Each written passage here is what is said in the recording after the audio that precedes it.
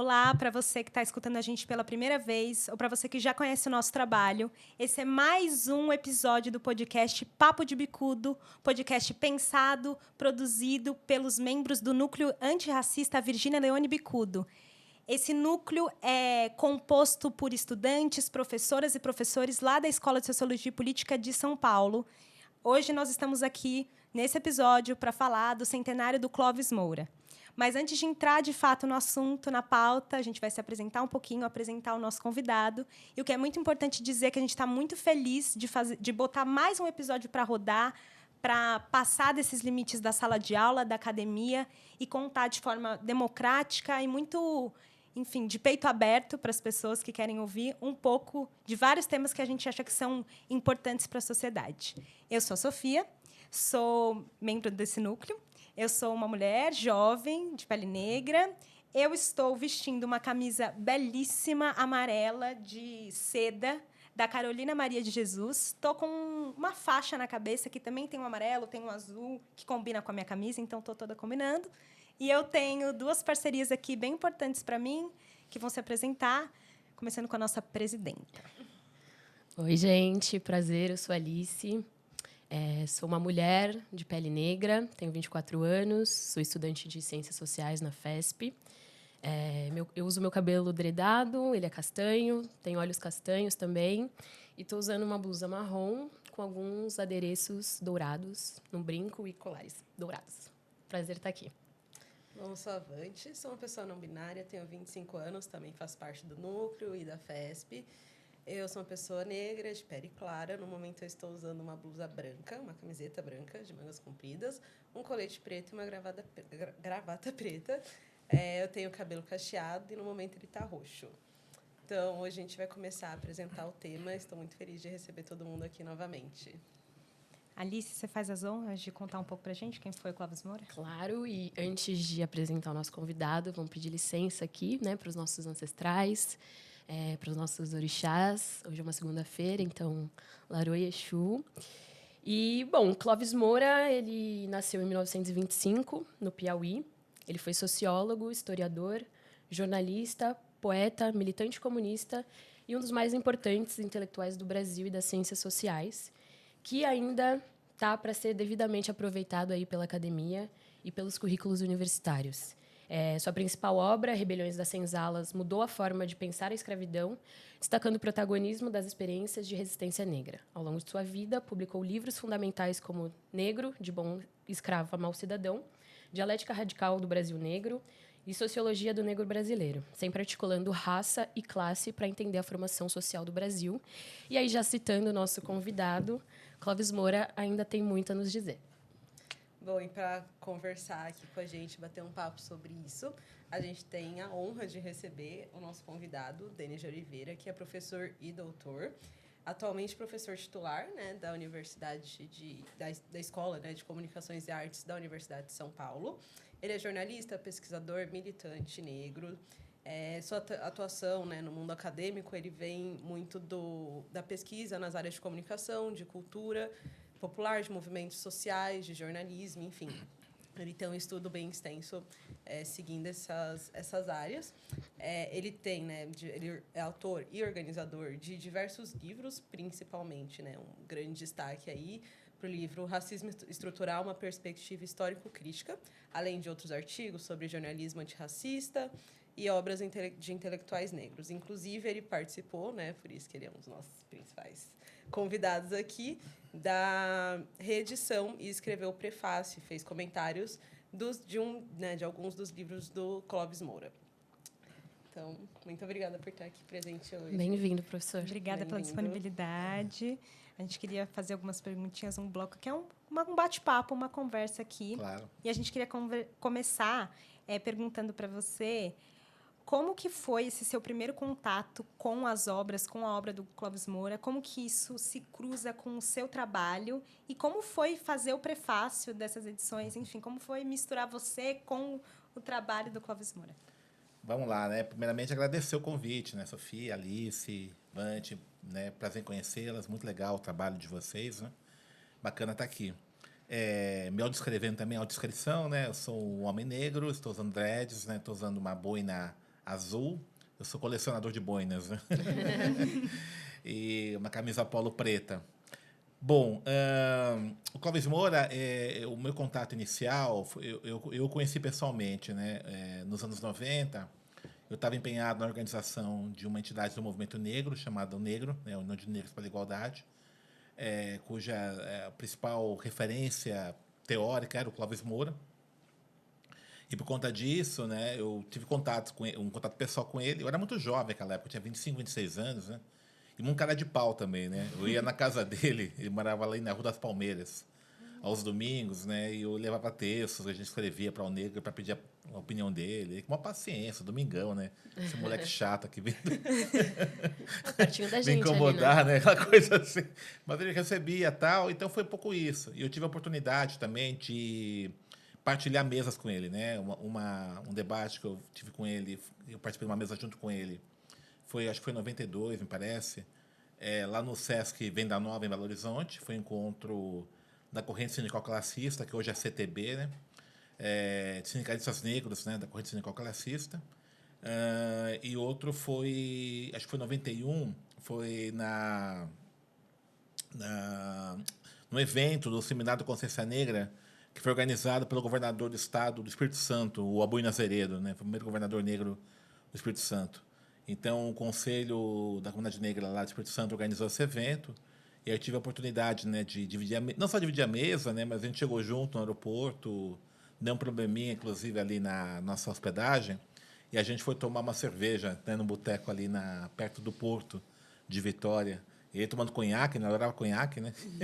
E aí a gente bateu um papo, ela foi muito legal, muito interessante a experiência aí, né? E as obras dele, evidentemente, né? Fui lendo várias obras dele.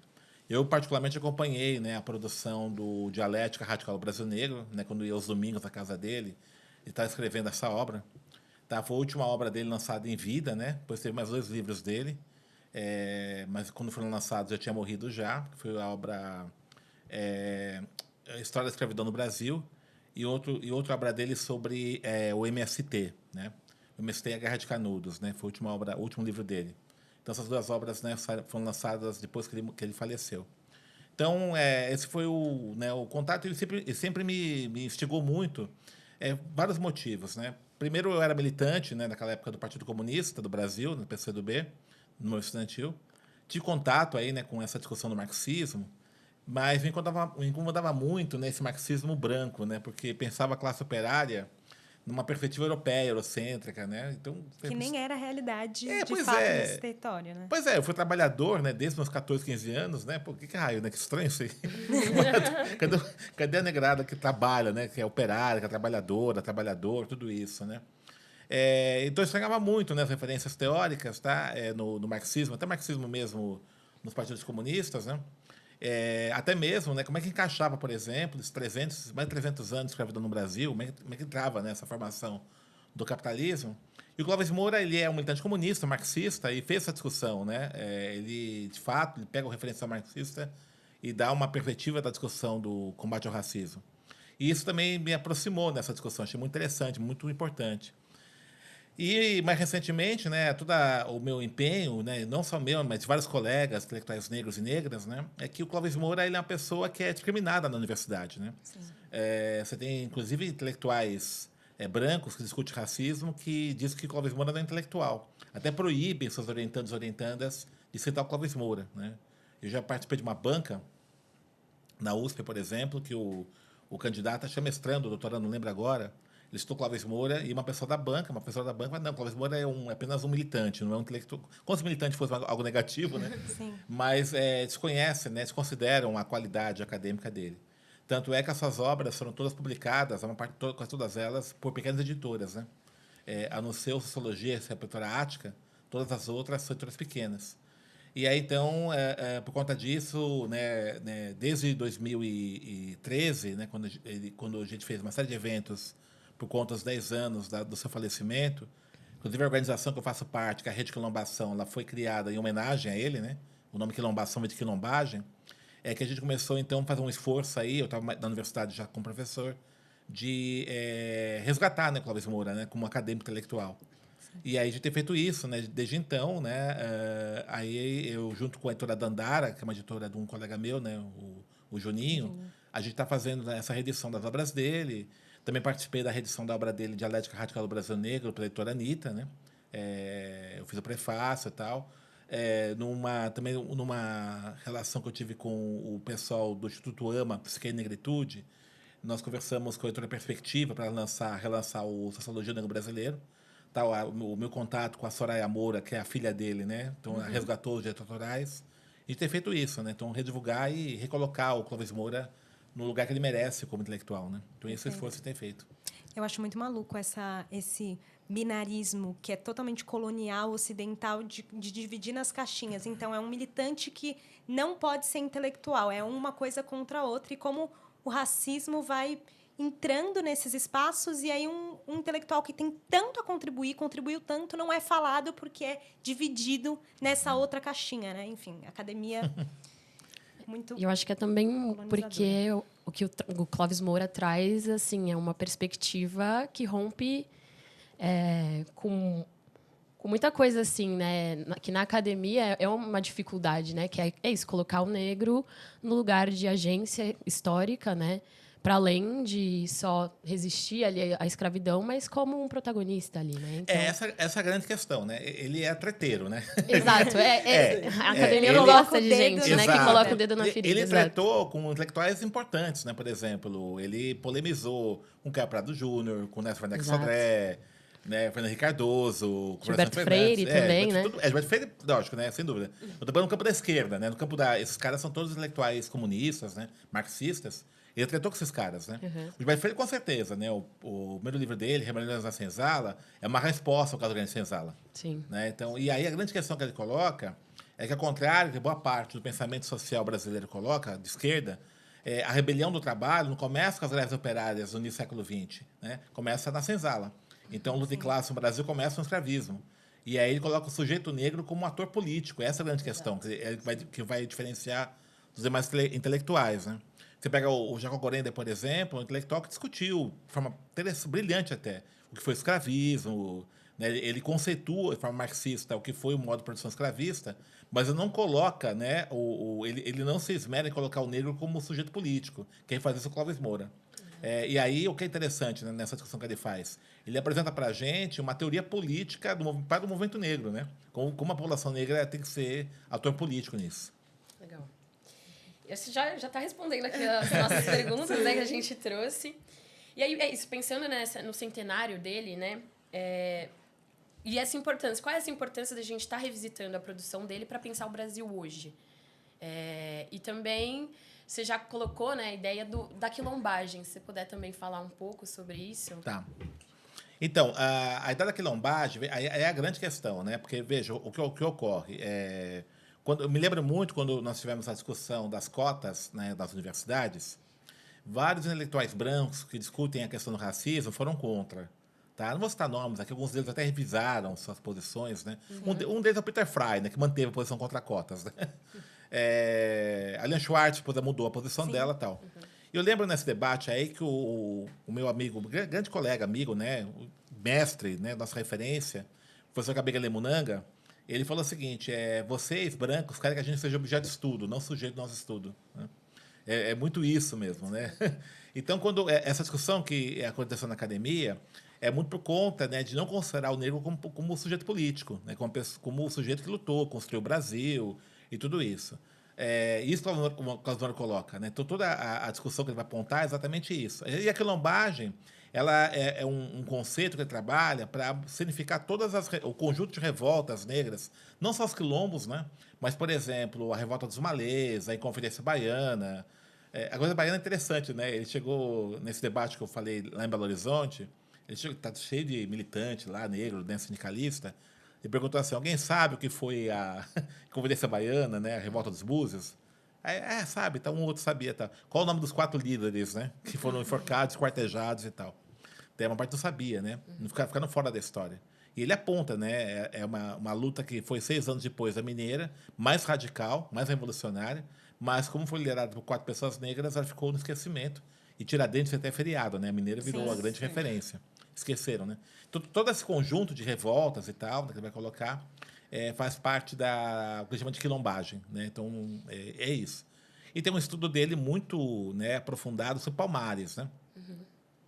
Que ele fala que foi uma experiência societária surpreendentemente progressista para a época. Tá? Lembrando que foi no século XVI, né? Palmares, né? Então, aquela organização social política feita por negros escravizados, né? Ela foi, né, no século XVI, né, uma experiência fantástica, tal. Então é isso, né? Ele vai apontar essa coisa. E aí, veja, né, uma coisa interessante do Clóvis Moura, tem um livro dele pouco conhecido, que ele produziu no México e saiu em português, uma editora, não vou lembrar qual editora agora, mas é difícil achar, que chama Sociologia Posta em Questão. Que ele critica uma sociologia que é feita apenas para academicismo, né? Que vai chamar uma sociologia desdentada, né? Marxismo desdentado ou branco. E a ideia dele é a seguinte: olha, eu faço uma produção intelectual que é voltada para as lutas sociais. Então, retomar Clóvis Moura não é apenas uma erudição nossa, né? Mas é uma discussão teórica, intelectual, que contribua para a luta contra o racismo e pela transformação no Brasil. Nossa. Vamos ver aqui. Gente, vamos lá. Alguém tem alguma questãozinha que a gente possa colocar? Porque eu acho que é isso. O que eu tinha colocado aqui já foi check. Eu acho que assim, tá. Isso você colocando, né, nesse lugar de a gente pensar essa transformação. E também aí para entrar na sua obra, né, do racismo estrutural. De que forma ele ajuda a gente a pensar essa ideia do racismo estrutural, que é um conceito recente? Eu não sei se na época do Clóvis Moura não se discutia essa ideia do racismo estrutural. Obviamente que sim, mas não tinha esse nome. Então, como é que ele, né, ajuda a trazer essa ideia do racismo estrutural que você trabalha na sua obra? Esse debate é muito interessante, você está colocando, né? E bem pertinente. Porque, primeiro, assim, um conceito tem razão. Não é um conceito novo, né? Está presente já, por exemplo, nos Black Panthers dos Estados Unidos, né? As Panteras Negras. Eu mesmo tenho um texto que eu escrevi que chama Racismo Estrutural, Apontamentos para um Debate Conceitual, em 2000. Né? Que foi, na verdade, uma conferência que eu fiz na abertura do Fórum de Movimentos Sociais no Equador. Eu fiz a abertura desse fórum, foi preparatório para a Conferência de Durban. Eu participei de todo o processo preparatório, né? De Durban. Né? Então, esse textinho tá disponível no site da Agência Latino-Americana de Informação, que é uma ONG de Quito, que organizou esse evento. Depois esse conceito deu uma refluída, né? Naquele momento uma discussão foi bem interessante, né? Sobre racismo, como é que se portar em Durban e tal. E retoma depois com o livro do Silvio Almeida, né? Ele faz aquele livro lá, né? E começa a ganhar um certo corpo. Só que eu acho que esse conceito ele ficou muito... não culpa do Silvio Almeida, nada disso, né? Mas foi banalizado, né? Perdeu um pouco o seu sentido. E quando eu lancei meu livro, foi a ideia de retomar a origem do conceito, e o Clóvis Moura, para mim, é a grande referência. Certo. Clóvis Moura e Lélia Gonzalez, né, os dois autores. Por que isso? Né? Porque, veja, o racismo, a gente sempre vai chegar ao racismo, empiricamente, a partir do comportamento. Né? Então, a gente vai deparar com o comportamento de uma pessoa preconceituosa, racista e tal. Um lugar bem individual, né? Isso, Então, você é maltratado no restaurante, por exemplo. Que é essa ideia da discriminação. A discriminação, né? Exatamente. Então, aí, e a lei que pune racismo pune isso, né? Ela pune esses atos, né, discriminatórios. Então, esse é a primeira experiência nossa, né? E é muito interessante quando acontece isso, esses casos, que são casos que parece que eles saem de uma lógica dos acontecimentos no Brasil, que o Brasil ainda é muito marcado pelo mito da democracia racial. Então, embora a gente fale do racismo, mas quando ele acontece, nos assusta. Que a gente está meio inconscientemente, inebriado. O Gilberto Freire assim, esse cara é tranqueira, né? Porque assim, a gente não foi derrotado, né? Eu defendo essa ideia. Ele está presente aí no nosso imaginário, o Gilberto Freire, né? É muito diferente dos Estados Unidos, né? Que você tem essa agregação oficial e tal. Tá? Não sei que é melhor que é pior, só que é diferente. Então. Mas, assim, essa ideia, né, está muito presente, e aí o racismo estrutural, veja, ele vai dar bases para nós pensarmos que esses comportamentos preconceituosos que acontecem, eles têm eles não são disfuncionais, tem uma lógica que o sustentam. Tá? Eles não acontecem à toa, não é um problema apenas o comportamento da pessoa que está praticando isso. Nesse sentido, eu até acho interessante o letramento racial, mas tem um limite, tá? Não é só a formação da pessoa, tá? Porque o racismo ele cria privilégios. E os sujeitos privilegiados racialmente, eles se sentem naturalmente dotados daquilo ali. Tá? Eles acham que ele está certo, aquilo ali, né? Não querem abrir mão do privilégio. Né? E nem vê aquilo como privilégio, vê aquilo como um direito deles. A culpa não é minha, né? É assim mesmo, não, é o meu direito, eu batalhei por isso, tal, aquela coisa toda. Então, quando você vai discutir a renúncia eleitoral, a partir do Clóvis Moura, da Lélia Gonzalez, você vai nas raízes históricas da formação brasileira. Isso que o Clóvis Moura faz. Né? Então, pegar o que foi o escravismo como uma produção, quais foram seus fundamentos. E, particularmente, tem uma obra do Clóvis Moura que eu acho fantástica, né? Eu acho a obra mais madura dele, que é o Dialética Radical do Brasil Negro. Tá? Porque nessa obra ele fala sobre essa passagem do escravismo para o capitalismo. Né? O que foi esse período da transição, que mais ou menos 1950 e vai até 1888, né? Que gera isso que nós chamamos de movimento negro de abolição inacabada ou inconclusa. Então, vai mostrar, né, quais são os elementos que fundamentam isso. Né? Por exemplo, abolição, né? Tem uma coisa assim, né, que é muito interessante. Né? Ele fala muito bem nesse livro, que é o fato de a Lei Eusébio de Queiroz, em 1950, acontecer no mesmo ano que é promulgada a Lei de Terras. E a Lei de Terras, ela transforma a terra, que até aquele momento era uma concessão do Estado, né? O Estado concedia para quem quisesse, em propriedade privada. Então, os concessionários de terra para ser donos das terras. Só para poder entender um pouco isso, vamos imaginar, né? Canais de televisão e de rádio, né? TV aberta, são concessões. Vamos imaginar que tivesse uma lei, né? Que os atuais concessionários passam a ser donos das frequências. É isso. Tá? Então, linha de ônibus é concessão. Então, os atuais concessionários passam a ser donos das linhas. É equivalente a isso. Porque isso impediu o acesso da população negra, à medida que fosse sendo abolida, à terra. Se a gente pegar nós, né, nós negros e negras hoje, quando muito, a gente é a primeira ou segunda geração com casa própria. Então, nossos pais, avós, não tinham casa, não tinham terra. A gente não tem patrimônio, não tem herança. Né? E aí, um exemplo que eu sempre dou, aconteceu comigo um tempo atrás, eu era professor da Metodista lá em Piracicaba, foi muito engraçado, assim, né? Uma colega nossa, né, mulher branca, professora, ela até amiga minha, ela saiu da universidade, o campus da universidade ficava na estrada, na Rodovia do Açúcar, né? Saiu, um caminhão pegou o carro dela. Né? Por sorte, não aconteceu nada com ela, né? Mas deu perda total no carro. Né? Arrebentou o carro dela, saiu beleza, tudo bem, né? Aí, o dia seguinte, na aula, ela chegou um outro carro. Né? E eu perguntei, nossa, o seguro já pagou o teu carro? Deu outro carro já? Eu falei, não, minha mãe me deu de presente. Né? E eu falei, pô, nossa, minha mãe só me dá contas a pagar, né? Como assim, presente um carro, né? Aí vai ver, quem é a mãe dela? A mãe dela é dona de shopping, o pai tem terra, né? E se a gente pegar os colegas brancos nossos, ele tem terra, tem apartamento, tem casa e tal. Então, ainda que a gente consiga, por exemplo, né, uma equiparação igual em termos de ocupação, então, naquele momento lá, o meu salário é igual dela, né? Acho que até maior, que ela era doutora, ela não era doutora ainda, né? Não tenho certeza. Mas a condição que ela tem é uma tremenda vantagem em relação a gente. Sim. Tá? Porque eu tenho que pagar minhas contas, pagar aluguel da minha mãe, né? Minha casa, pagar a prestação da casa própria. Enfim, né? A gente tem um déficit aí que é construído a partir daquele período que nos coloca uma desvantagem, mesmo que a gente eventualmente tenha, né, uma equiparação salarial quando a gente consegue conquistar. Eu vi um dado recentemente, eu não lembro direito, que eu estava até tentando lembrar, que fala exatamente sobre isso. Tipo, do tempo que uma mulher negra, geracionalmente falando, demoraria para conquistar uma casa própria. Sim. E assim, é isso, são 2 gerações, mais de 100 anos, né? A gente está... E então, 1950, lá, onde começou. Exato. Então, começa a abolição e já começa, você não vai ter acesso à terra.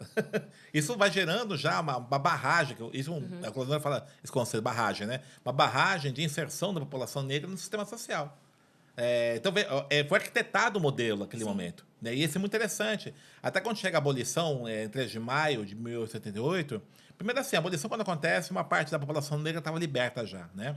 Só que é liberta uma condição extremamente desvantajosa. Né? E sem nenhum tipo de política de inclusão. Pelo contrário, né? Foram até excluídos, porque naquele mesmo momento começa a incentivar a vinda de imigrantes para ocupar os postos de trabalho assalariados. Né? E aí, comparando, por exemplo, você pegar os imigrantes espanhóis, italianos, japoneses, né? Que vieram para cá, se você pegar, eles eram muito pobres, eram camponeses, todos eles, né? Trabalhadores da indústria e tal, muitos analfabetos, inclusive. Vem para cá, no final do século XIX, né? Você pega pouco mais de 100 anos, 130, 150 anos, pega a condição deles hoje. Tá? São classe média, média alta, na maior parte deles. Tá? Uma parte deles não é tão legal. Por quê? Porque houve política do Estado de inclusão. O Estado doou terras, teve ação afirmativa para brancos. A Sueli, ela fala, né, que foi a primeira Exatamente. experiência de cota racial Cota racial no para Brasil, branco. foi essa. Exatamente. Então, pega pouco mais de 100 anos, né? Os caras tiveram uma ascensão meteórica. Que se né? oferece a terra, que é esse lugar primeiro, né? O lugar Sim. material primeiro para você construir. Riqueza. É. Enfim, riqueza, para você exato. produzir. Teve doação né? de terras, doação de terras. Né? Aquele terreno lá do... ali na região do ABC, até quando surgiu o MTST, que houve aquela ocupação, aquele terreno lá, que era daquela indústria, foi doado pelo Estado para a comunidade italiana vendeu para aquela empresa, que depois o MTST ocupou. Né? Então, veja, eles ganharam terreno, ganharam uma doação do Estado. Né? Então, houve uma intencionalidade de inclusão dessa população, e aí, né, um pouco mais de 100 anos, chegaram numa situação de ascensão social, que a população que está muito mais tempo que aqui não teve. Sim. É essa a grande questão, né? E veja, não é um problema de formação, isso é uma coisa que eu quero chamar a atenção. Não é um problema de educação, né? A população não é educada, não é formada. Pelo contrário, eles também eram pessoas que não tinham formação também. Tá? Muitos não tinham, né? Não eram alfabetizados, né? Tinham outra língua, evidentemente, também português, né? Não tinha qualificação, não tinha nada, né? Mesmo assim, né? A ascensão social que eles tiveram, então foi uma intencionalidade de branqueamento que houve naquele momento. Política pública, né? Política pública. Foi direcionada para eles. Para pra eles, exato, exatamente. direcionado para eles. Eu acho que uma pergunta que é válida é pensar... Você já comentou um pouco sobre isso, mas é como o Clóvis Moura contribui para a teoria marxista e para o comunismo. Assim, qual que é o diferencial que ele transforma esse lugar só de classe e traz essa interseccionalidade com a questão de raça, enfim, o que para você é marcante assim para isso? Então, primeiro assim, eu acho que o debate, por exemplo, classe ou raça, ele é falso, tá? Porque, primeiramente, o conceito de classe é um conceito abstrato. O Marx fala isso, tá? Classe é um conceito abstrato, você tem que ter como é que a classe existe em cada realidade objetiva concreta. No Brasil, ele existe a partir da racialização da classe. Tá? Isso é um dado objetivo. A população negra vai para cá para ser classe trabalhadora. Escravizada, primeiramente, depois classe trabalhadora assalariada. Tá? Ela veio para cá nessa condição. Não é que chegou aqui para passear, nada disso. Eles são sequestrados na África para servir como classe trabalhadora escravizada no Brasil. Então, a relação de classe no Brasil ela é racializada logo de cara, logo no seu início. Então, essa questão que é importante a gente observar. Né? Que já de origem, né? Isso já de origem. Né? Por isso que eu, por exemplo, fico um pouco incomodado com essa coisa, vamos debater diversidades, né? As áreas, preconceitos e tal. Né? É claro que preconceito e discriminação tem vários tipos de preconceito. Né? Pode ter preconceito contra oriental, contra italiano, pode ter, existem e tal. Mas isso, veja, não significa um impedimento de inclusão social das pessoas. Pelo contrário. De viver, né? Exato. Você tem piadinha besta, piadinha em português é burro, né? Essas coisas assim. Mas veja, ele pode até ficar incomodado a pessoa, não gostar dessa piadinha e tal, mas isso não impede ele de ter inclusão social. Pelo contrário, né? Não acontece isso. Então, então há uma diferença, né, dos preconceitos e do racismo que é contra a população negra. Tá? Isso por conta, não porque a gente é coitadinho, mas pela história do Brasil, como foi construído o Brasil, tudo isso. Então, essa questão que acho que é importante a gente apontar.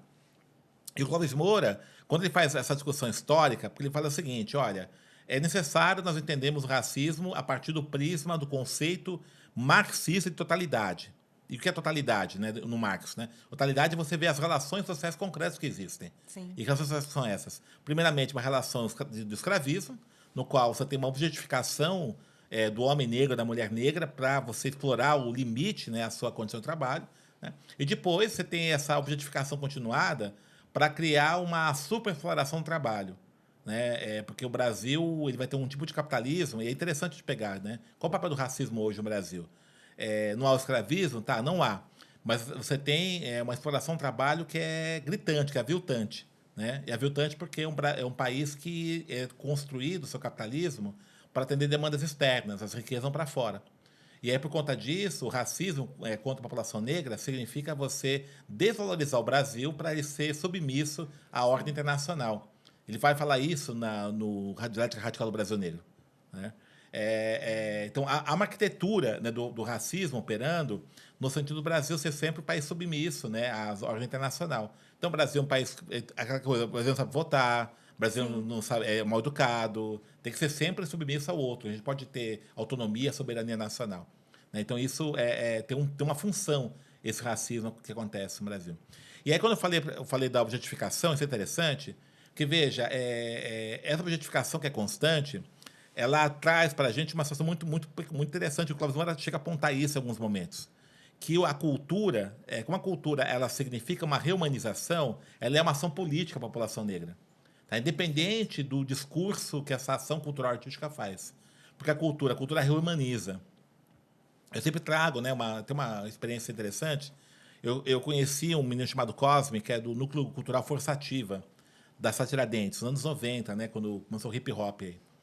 E aí eu perguntei para ele assim, né, Cosme, por que você faz fim de semana? Você trabalha pra caramba, segunda a sexta, né? E fim de semana você fica fazendo oficina de hip-hop e tal. Ele falou assim, porque me humaniza isso. Né? Essa frase me pegou muito, né? E aí, assim, por quê?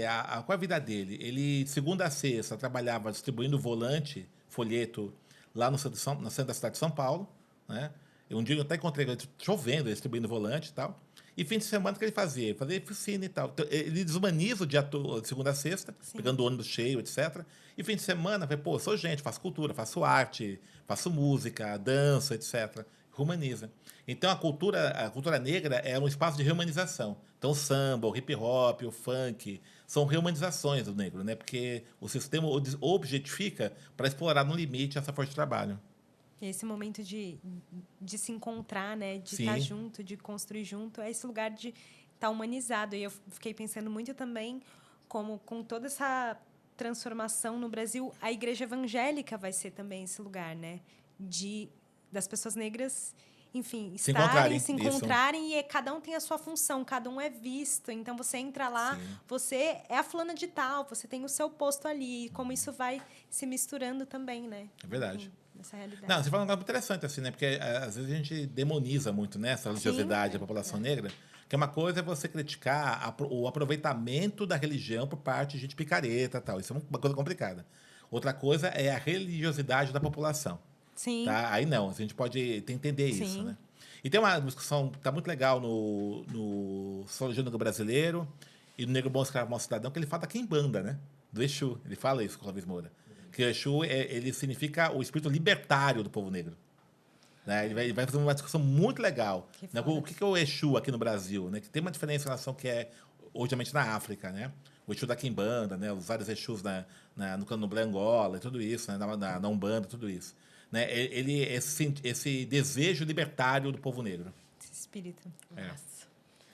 Vante tem perguntas também que eu sei. Ela está esperando o momento dela ali. Bom, mudando um pouquinho assim de assunto, né? Pensando que esse podcast ele foi criado para ser uma questão, né, de a gente divulgar a ciência de uma forma democrática, acessível, trazer isso, né, enfim, para fora da academia também.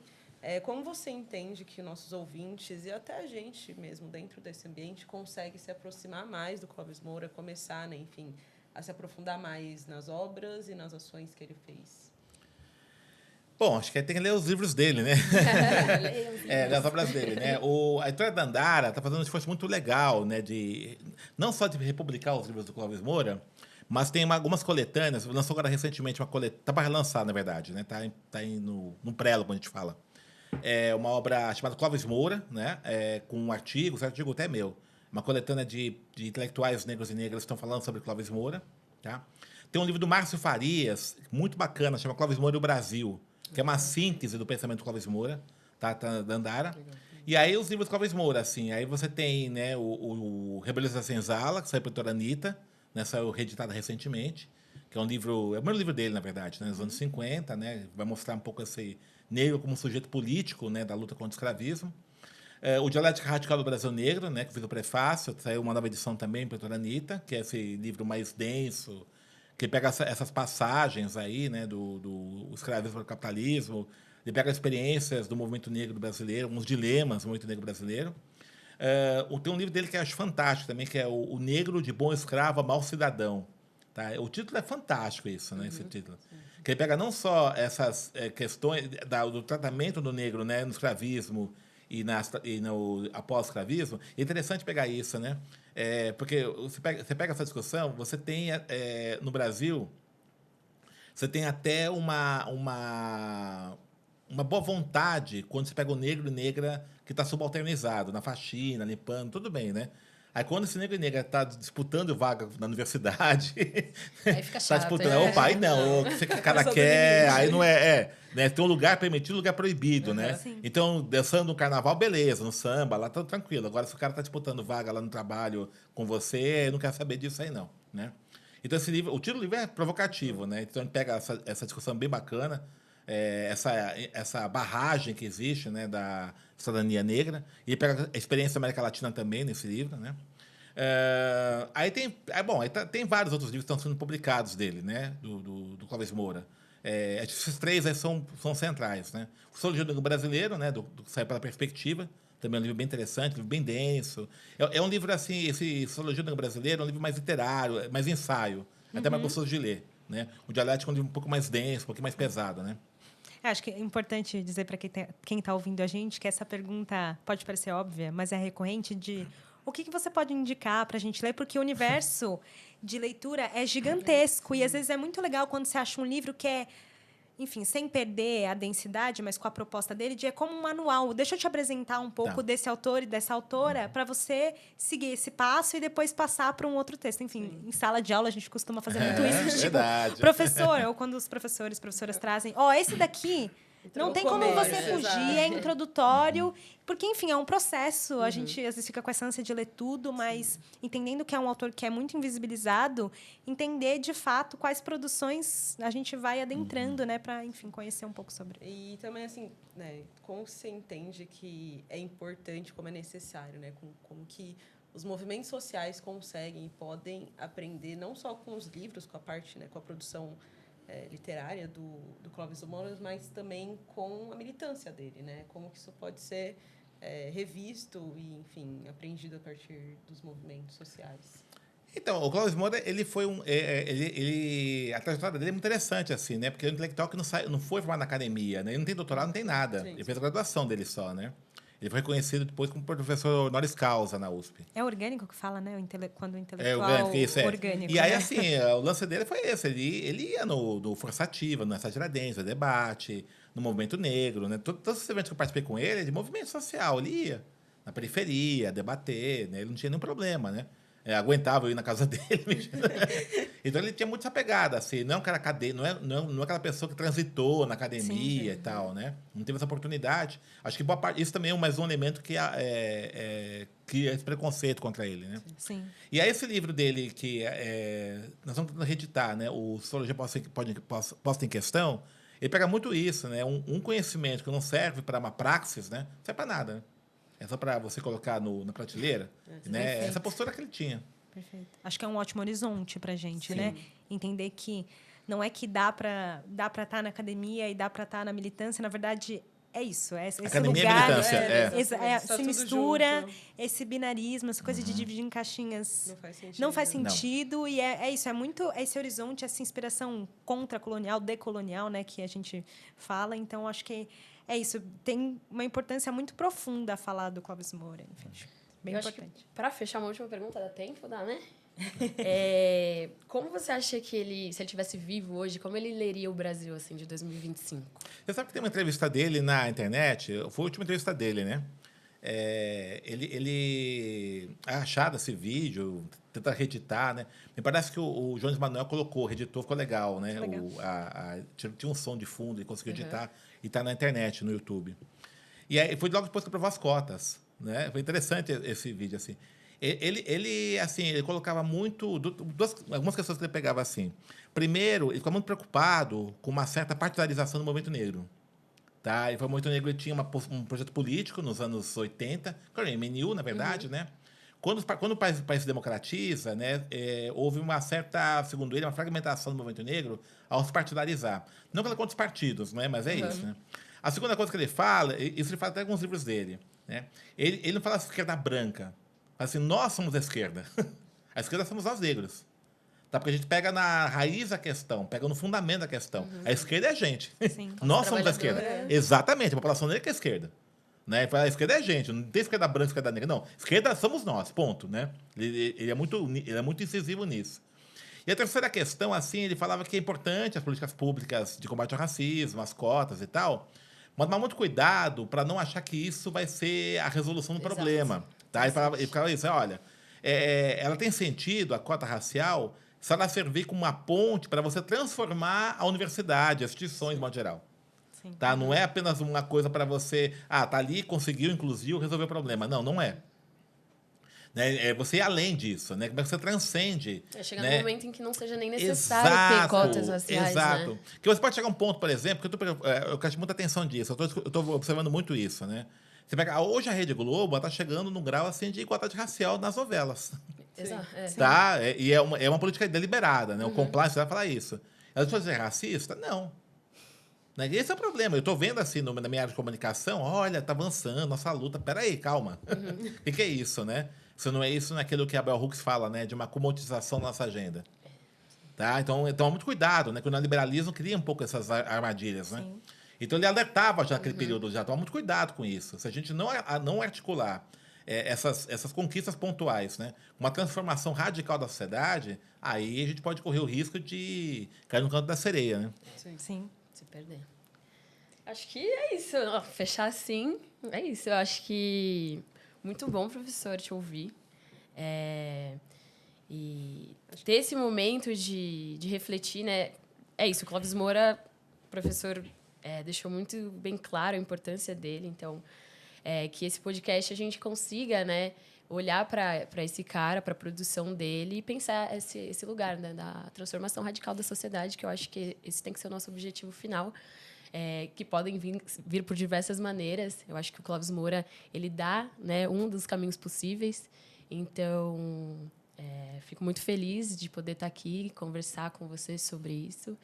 E muito obrigado pela sua participação. Acho que, para finalizar, você pode deixar uma mensagem para os nossos ouvintes. Exato. Fazer seu último comentário, fazer a Isso. sua Eu propaganda, acho que o seu trabalho. Ele já falou, já pontuou, Mas algo sempre específico bom. que você esteja, Exato. não sei, para lançar, para participar, enfim. Então, assim, eu acho que a gente tem que... Acho que é importante participar dos eventos, o Clóvis Moura, né? O Márcio Farias faz um negócio muito bacana, eu concordo com ele. Só o Clóvis Moura não resolve todos os problemas da gente, mas sem ele você não entende o Brasil. Né? Porque ele fala, o Clóvis Moura não é só um teórico do racismo, é um teórico do Brasil. Tá entendendo o Brasil, né? É impossível entender o Brasil sem Clóvis Moura. Ele não é suficiente, só ele, tem que entender outros autores também. Mas sem ele é impossível, né? Então ele é necessário para entender o Brasil. Tá? Acho que é importante a gente... Estamos estudando, né? Estamos aí produzindo, levar em conta isso aí, né? Levar em conta esse aspecto aí, né? E a gente, evidentemente, a obra dele tem um momento, né, histórico outro, tal, mas ela traz pistas para nós entendermos, né, o Brasil de hoje. A minha obra do racismo estrutural é um pouco isso, atualizar os conceitos, colocar, né, no momento atual. Faça um diálogo com uma pessoa que eu acho fantástica, que é a Lélia Gonzalez. Acho que são dois autores. O Clóvis Moura e a Lélia Gonzalez, para mim, são referências, né? São as mais importantes. E no momento hoje que a gente está tendo aí essa absorção da nossa agenda pelo mercado, né, criando quase um... Eu até estou um pouco nessa linha. Acho que é um novo Gilberto Freire surgindo aí.